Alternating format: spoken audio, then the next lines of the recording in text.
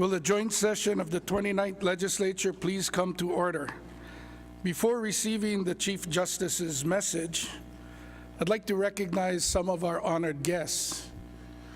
And when I got up this morning, I thought all I had to do was read the names on the paper, and then I saw the speaker was critiqued for his presentation, and all of a sudden feel tremendous pressure as I'm going to read this list. We have Governor David Ige.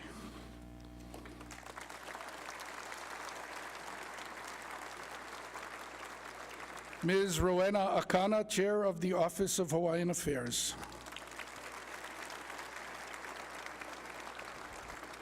Mrs. Galen Williamson.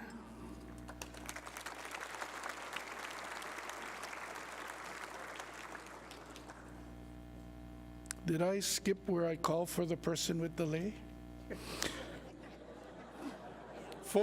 I'm going to get a bad grade tomorrow. For Governor Ige, Senator Kidani. For Chair Akana, Representative Cedric Gates. And Vice Speaker Mizuno for Galen Williamson. We have Andrew Rechtenwall and Mrs. Jessica Rechtenwall, lays being presented by Representative Marcus Oshiro and Senator Lorraine Inouye.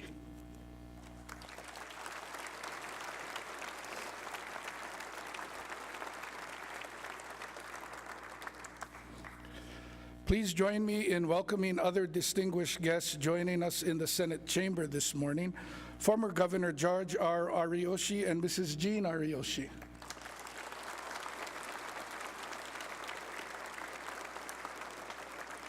Former Governor John D. Waihehe III.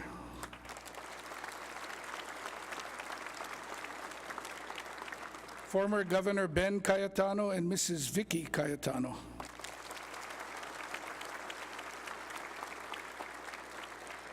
Former Chief Justice Ronald T.Y. Moon.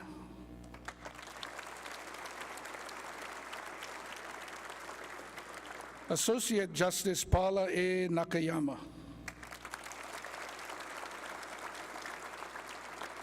Associate Justice Sabrina S. McKenna.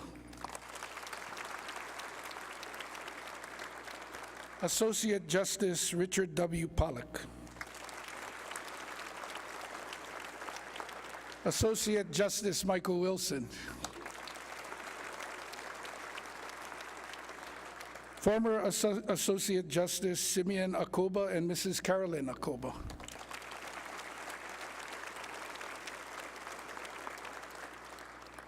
Former Chief Judge James Burns.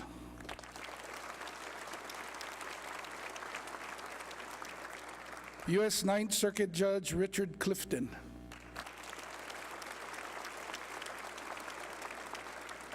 U.S. Chief Judge J. Michael Seabright.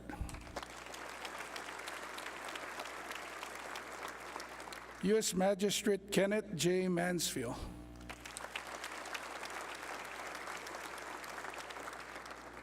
U.S. Attorney Florence Nakakuni and members of the law enforcement community, including the county chiefs of police and prosecuting attorneys.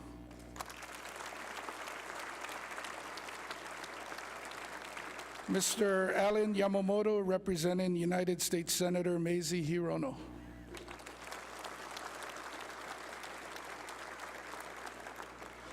Mr. Kainoa Penarosa, representing United States Representative Tulsi Gabbard.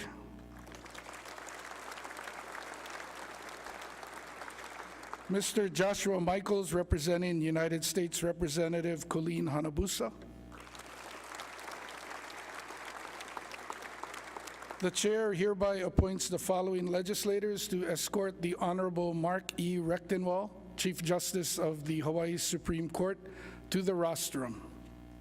On behalf of the Senate, Senator Gilbert Keith Agaran and Senator Kalani English.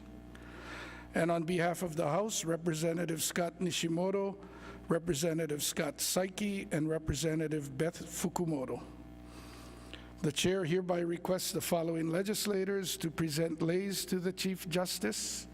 On behalf of the Senate, Senator Miley Shimabukuro, and on behalf of the House, Representative Cindy Evans.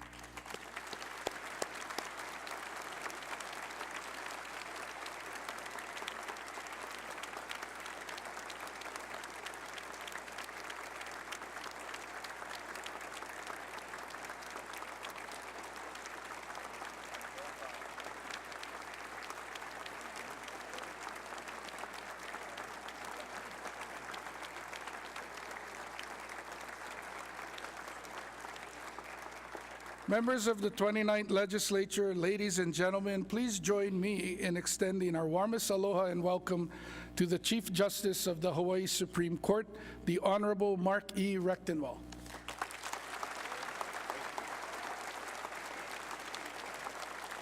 Thank you. Thank you very much.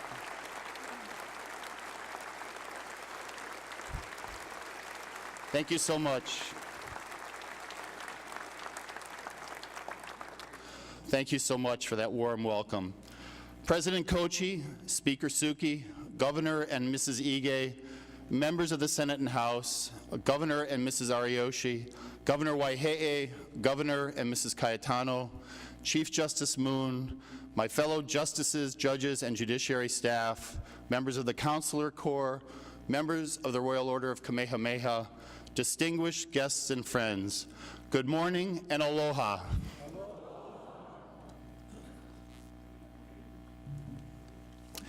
I know it was sadness, the recent passing of Representative Cliff Suji, who always made time to honor those attorneys who provide volunteer legal assistance to the community, and we will forever miss his warm presence here in the House. I thank the legislature for its strong support of the judiciary. We're grateful to all of you for funding construction of a new courthouse in Kona.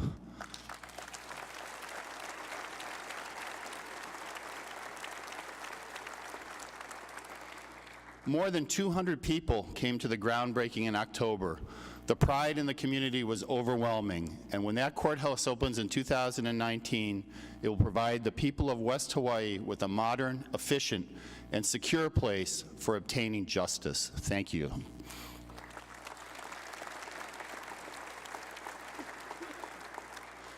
I also thank Governor Ige for his strong support of the Kona Courthouse, as well as for the judiciary's efforts to increase access to our civil justice system. I deeply appreciate this opportunity to report to the legislature and the public. We live in times of uncertainty when people are rightfully asking tough questions.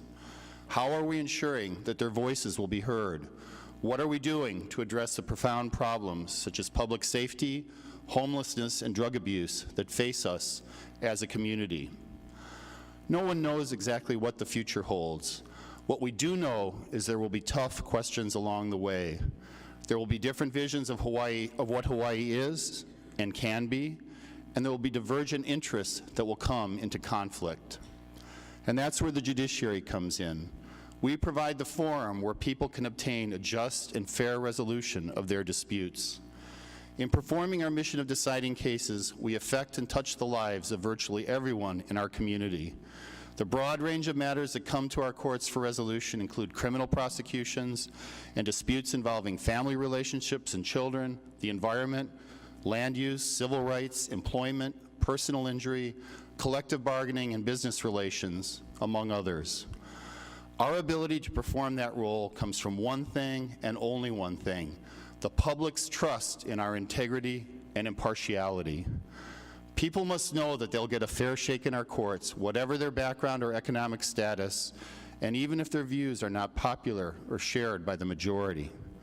Essential to our ability to decide cases fairly and impartially is the principle of judicial independence. This is a critical part of the separation of powers that is fundamental to our democracy. Judicial independence does not mean that judges are free to decide cases however they may want. To the contrary, they must follow the rule of law and faithfully apply the constitutions and laws of the United States and Hawaii to the facts of each case.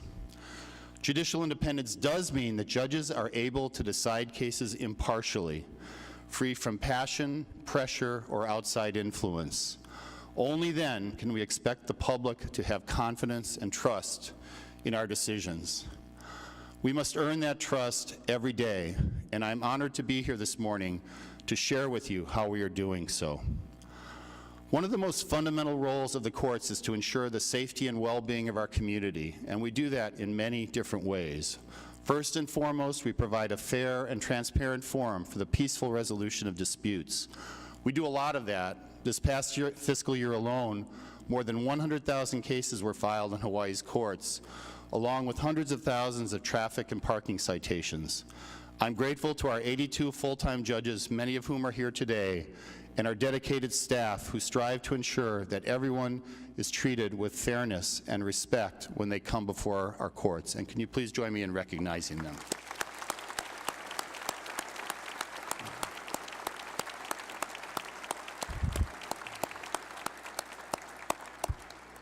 We make every effort to enable parties to reach a resolution on their own. Mediation helps parties avoid the cost of litigating in court, can result in quicker resolutions, and helps to preserve relationships. The judiciary provides free mediation services for all small claims and residential landlord-tenant cases statewide.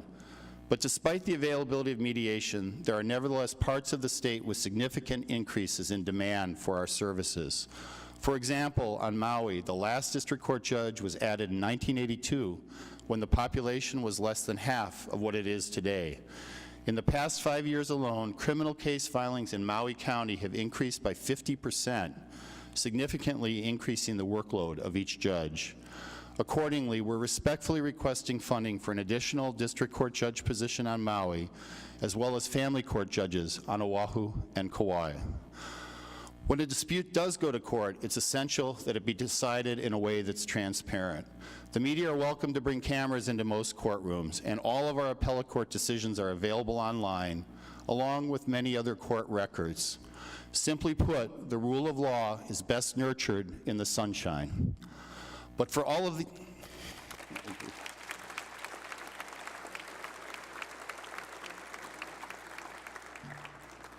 But for all of the audiences that we strive to reach, there's one that is closest to our hearts, our young people.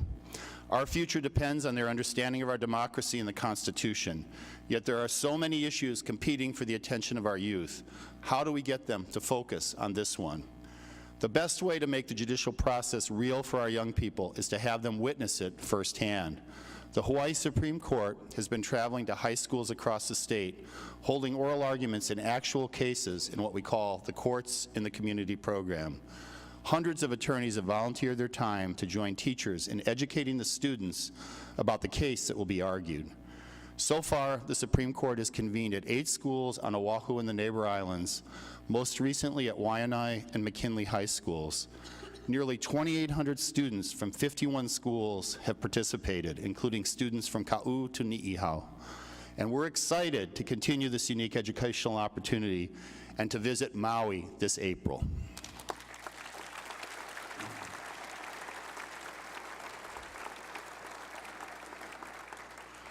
If we expect the public to trust the judicial system, we must provide a level playing field in our courts.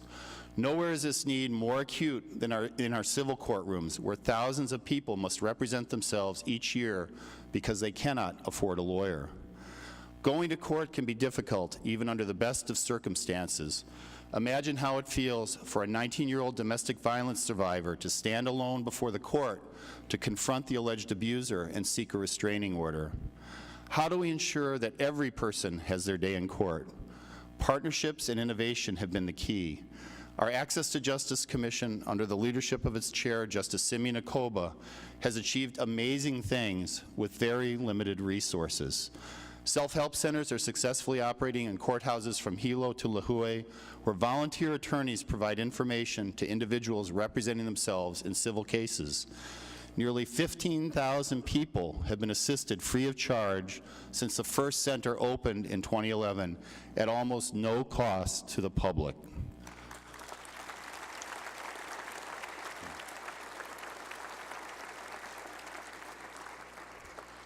Volunteer attorneys are assisting self-represented parties on appeal, where the issues can be particularly complex. We're utilizing digital resources to reach even more people. In October, Volunteer Legal Services of Hawaii rolled out a program called Hawaii Online Pro Bono, where people can ask legal questions online and obtain answers from volunteer attorneys. And the Legal Aid Society of Hawaii has developed an interactive software program that generates legal documents to file with the courts. This resource is available on our website and on public computers at Hawaii State Public Library locations statewide. Now, these efforts have received national recognition. In 2016, the Justice Index survey ranked Hawaii among the top 3 states in the country for practices that provide access to justice.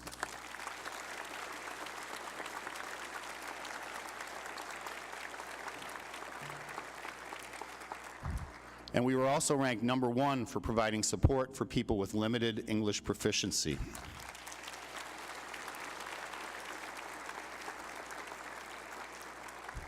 And this is another area in which the legislature has provided vitally needed resources, which we deeply appreciate.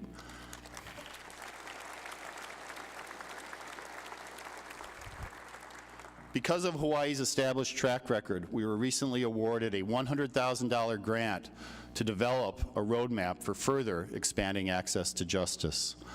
We appreciate the legislature's strong support of these efforts, including providing additional funding last session for civil legal services.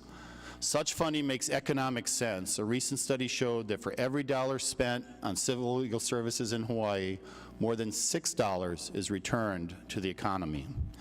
And we also thank our other partners, the Access to Justice Commission, the Hawaii Justice Foundation, the Hawaii State Bar Association, including President Nadine Ando and Executive Director Pat Mao-Shimizu, the Neighbor Island Bar Associations, the William S. Richardson School of Law and its Dean, Avi Soifer, our civil legal services providers and their incredibly hardworking staff, and the hundreds of attorneys who have generously donated their time and expertise. Many of these partners are here today, the members of all the organizations I mentioned, as well as the volunteer attorneys, and I'd like to ask them to stand and be recognized.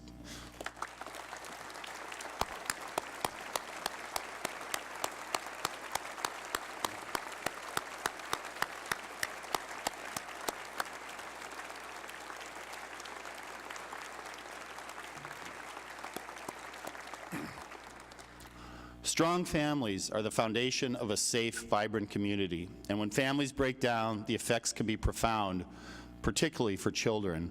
Our family courts see that every day in cases involving divorce and child custody, domestic violence, juvenile offenses, and the abuse and neglect of children. And the volume is staggering. Last fiscal year, there were more than 27,000 new cases filed in our family courts. You might think that family court would be a dark place, but in fact it is often a place of hope, innovation, and new beginnings. For example, our Girls Court program, which addresses the unique needs of teenage girls in the juvenile justice system, was one of the first in the nation. Girls Court significantly reduced recidivism, and we recently expanded it to Kauai. And with the support of the legislative and executive branches, we're pushing ahead with reforming our juvenile justice system by emphasizing more treatment for kids with substance abuse or mental health issues, and by increasing accountability by having juvenile offenders perform community service and make restitution to victims. Now, we all know that education is the key to a brighter future, but there are schools where too many kids are chronically truant. Our family court worked with partners in the community to come up with solutions. We learned that cases of chronic truancy weren't making their way to the courts until the school year was almost over, that there are root causes such as medical issues that can be addressed, and that a team approach could be effective, particularly when parents become active partners in their children's success.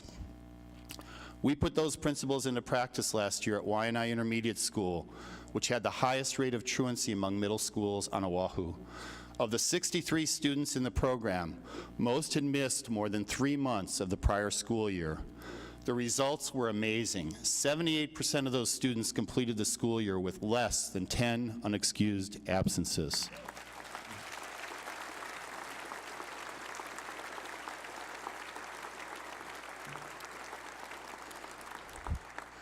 The statistics are impressive, but let me put it in human terms. One young man was living with his family in a tent and had not been attending school for 2 years. Some of the challenges he faced were heartbreakingly simple. For example, he often didn't have dry clothes to wear to school. The Department of Education and other partners stepped up to address those issues. This young man began going to school again and earned a promotion to the next grade on merit. And we recognized his success by awarding him some donated movie passes. It turned out it was the first time he'd ever been to the movies, and it was the first time that people at Family Court had seen him smile. That smile is what hope looks like. To the members of our community who are cynical about government and wonder whether it is up to the task of addressing our most intractable problems, I'd simply say this: come on down to Family Court.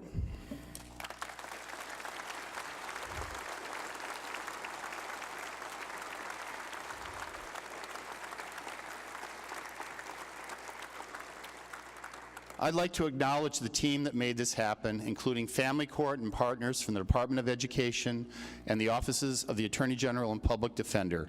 Could you please stand and be recognized?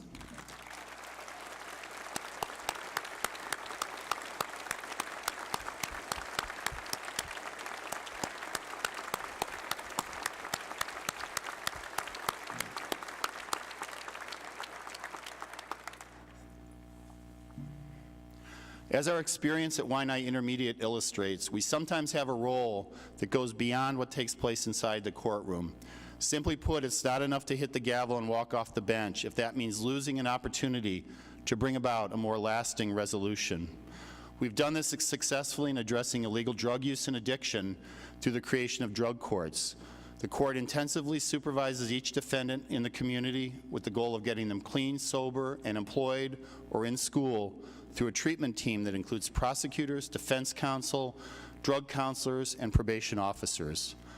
Drug courts cost substantially less than incarceration, $25 a day versus about $140 a day for prison, and the graduates are far less likely to create additional crimes. With the state considering construction of a new jail, it's important to determine whether the expanded use of drug courts could reduce the size of such a facility while increasing public safety. A task force chaired by my colleague, Justice Michael Wilson, is considering that issue among others, and I appreciate their work. We've extended the treatment court model to different contexts. We have a pilot driving while impaired court for chronic drunk drivers, which has received national recognition and has zero recidivism among the first 34 graduates.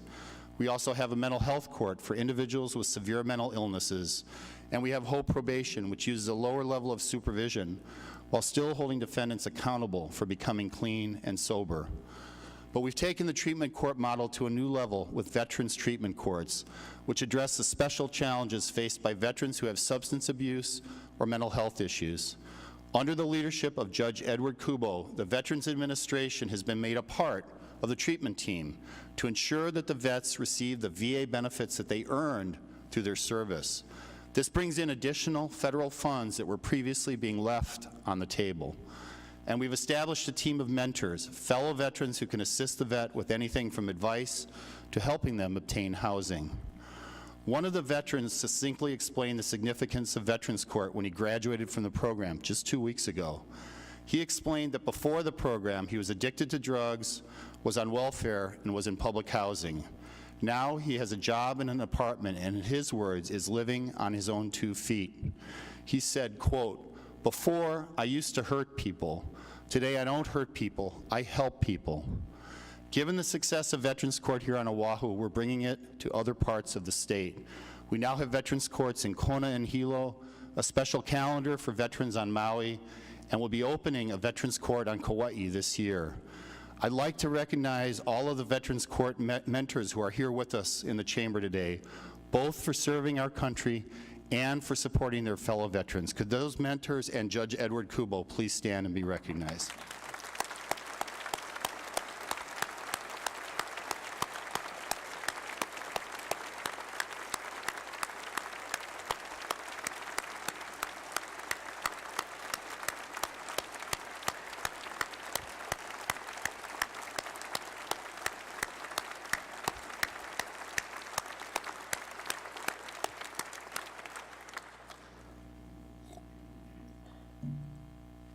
There is another seemingly intractable problem that affects the health, safety, and well-being of our community: homelessness.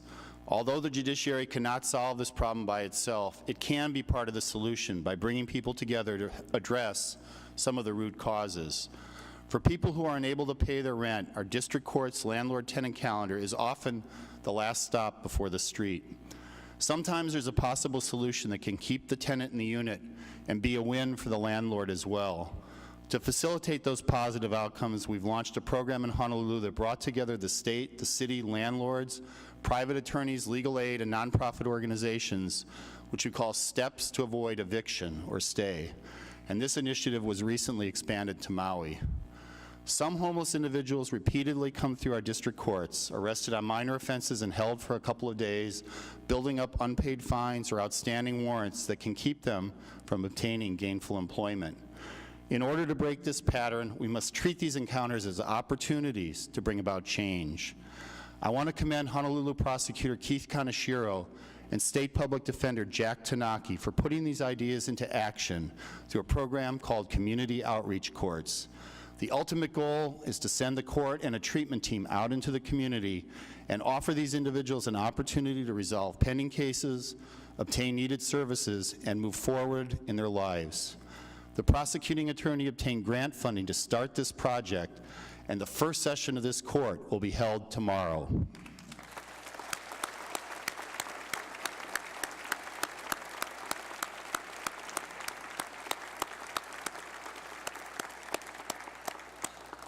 We also provide services to homeless individuals who commit more serious crimes. Our treatment courts work to get a roof over their heads and help them develop a support structure and the skills to stay off the street. And we're asking for additional funding to support these efforts in our budget requests this year. I'd like to talk about the challenges of the future and the values that will guide us. Our courts will face challenging environmental issues in the years ahead. We're well positioned to address those issues in a consistent, informed manner thanks to the legislature's decision to create the Environmental Court in 2015. We are only the second state in the nation to have a statewide environmental court. We view technology as an opportunity to make the courts more transparent, more accessible, and more responsive. We're moving away from conducting business on paper. On Monday, we rolled out a new system in our circuit courtroom so documents in criminal cases can now be filed and accessed electronically.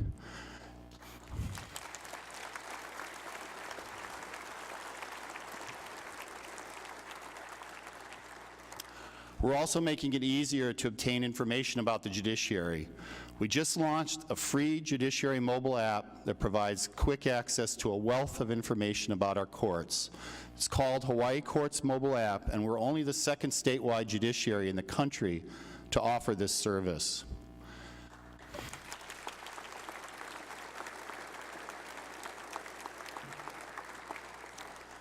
Although we're embracing changing technology, we must remain true to those core values that provide our foundation as an institution. I spoke earlier about our commitment to transparency.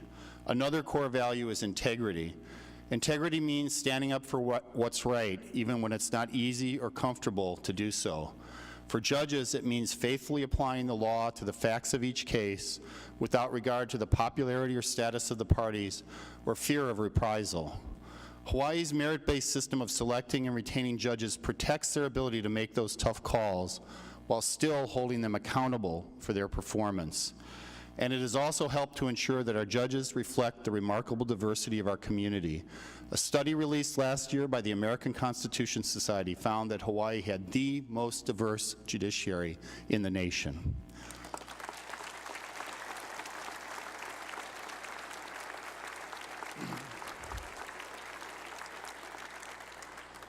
The fight for human freedom and dignity is not easy. Throughout Hawaii's history as a state, our courts have been open to all. Our merit-based system of judicial selection and retention gives judges the independence to make the calls when the legal interests of a minority are challenged by the will of the majority. Our judges are grateful for that trust and ever mindful of the great responsibility that accompanies it. In conclusion, I would like to thank our dedicated judges and staff who work hard every day to treat all people with respect and fairness, even in the face of high caseloads and often contentious circumstances. It's a tough job, but they do it with dedication, excellence, and aloha, and we could not succeed in our mission without the passion and commitment of every one of them.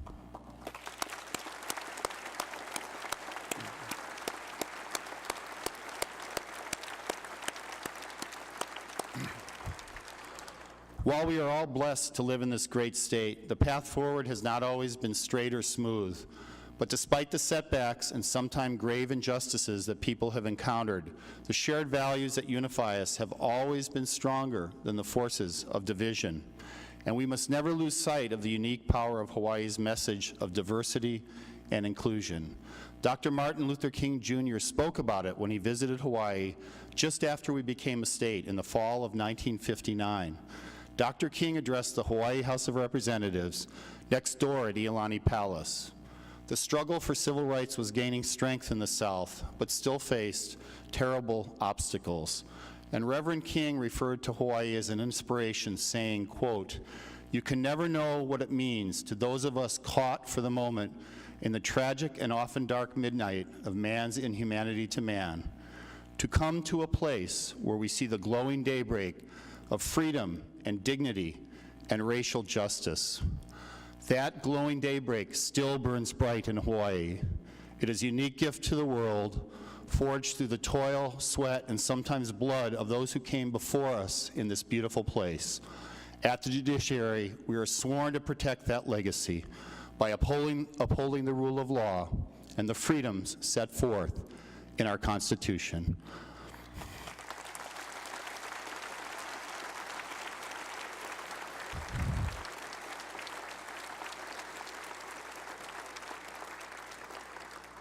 Once again, thank you to the legislature for its support of the judiciary's work and for giving me this opportunity to speak with you today. Mahalo and aloha.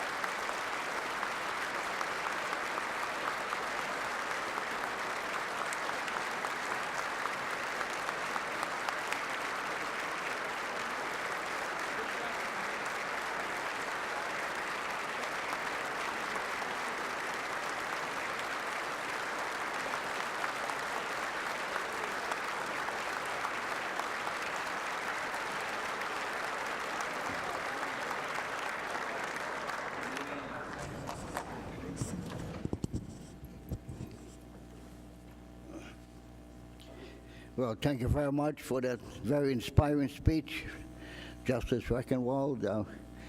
I never met a more humble man and with great inner strength.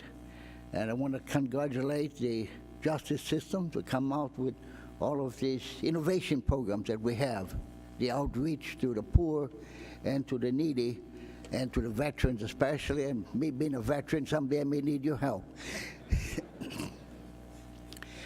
However, I wish to just to advise the justices that we also believe in the equal justice system. We believe in the executive, judiciary, and the legislative. And we ask the justices also not to forget that. And with this, I will close. Thank you all for being here. Thank all your justices in the system for doing a very, very good job. With this, we shall adjourn the State of the State message to the state. House stands adjourned.